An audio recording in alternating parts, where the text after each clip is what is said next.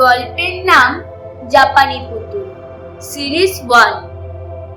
অনেকদিন আগে হোকাইডোর ছোট্ট শহরে থাকতো একটা পরিবার। বাবা, মা, দাদা আর ছোট্ট বোন ওকিবু।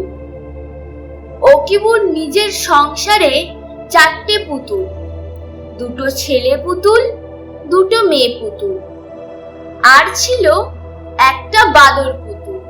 ও স্কুলে পড়ে, পড়াশোনা বাদ দিয়ে ভীষণ ব্যস্ত থাকে পুতুলদের নিয়ে।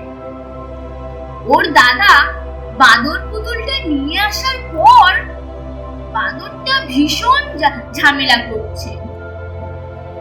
সবাইকে রাতে খাইয়ে দাইয়ে শুয়ে দিয়ে যায় ওকাইডো, দিয়ে নিজের ঘরে চলে যায়। সকালে উঠে দেখে 4টে পুতুল খাটের নিচে, আর বাদর পুতুলটা ওদের খাটের দিব্যি শুয়ে আছে। বাহ, কি মজা! কি ব্যাপার? ওকিবু 4জনকে জিজ্ঞাসা করল, কি হয়েছে? ওরা বলে, ওই বাদরটা পিঞ্চুনেটা আমাদের খাট থেকে ধাক্কা মেরে নামিয়ে দিয়েছে। কেন কেন কেন? বলল, খাটটা শুধুমাত্র বাদরের শোয়ার জন্য। আমি ওকে বললাম, তুমি আমাদের বন্ধু, লজেন্স খাবে, বিস্কিট খাবে, খাও। আবার বললাম, আমাদের শুতে দাও খাটে। ও বলল, ইল্লি, তোমাদের শুতে দেব, যা নিচে গিয়ে শো। ওকিবু মজা দেখাবে, আজ রাতে বাদরটাকে বেঁধে রাখবে। ওকিবু চলে গেল।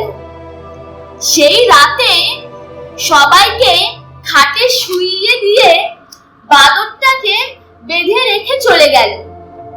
আবার সেই সকালে উঠে দেখে একই ব্যাপার। ওকিবু ভীষণ রেগে গেল, সোজা গিয়ে দাদাকে ডেকে আনলো।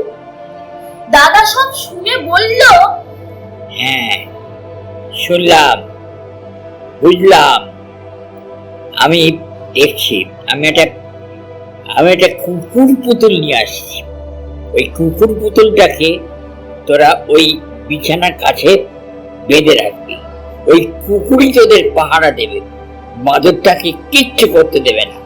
আমি নিয়ে আসছি। এনে দিল কুকুর পুতুলকে।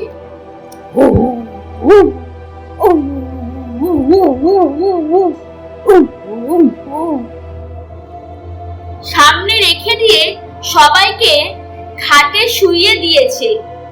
বাদর নিচে বসে আছে, আর কুকুর পুতুলটা পাহারা দিচ্ছে। ওকিবুও শুতে গেছে। সকালে উঠে দেখে সেই একই ঘটনা। সবাই নিচে শুয়ে আছে, আর কুকুর পুতুলটাকে ভালো করে বেঁধে রেখেছে বাদর পুতুলটা, গিয়ে খাটে শুয়েছে। ওকিবু প্রায় কেঁদেই ফেলেছে। এমন সময় বাদর বলে, হবে না, আমি শোবো খাটে, আর সবাই শোবে নিচে। কুকুর তোমার ভোঁতা, ও আমাকে করবে ছাতা। ওকিবু বলে, তাহলে? বাদর বলে, আমার সঙ্গে বন্ধুত্ব করো, তাহলে সব ঠিক হয়ে যাবে।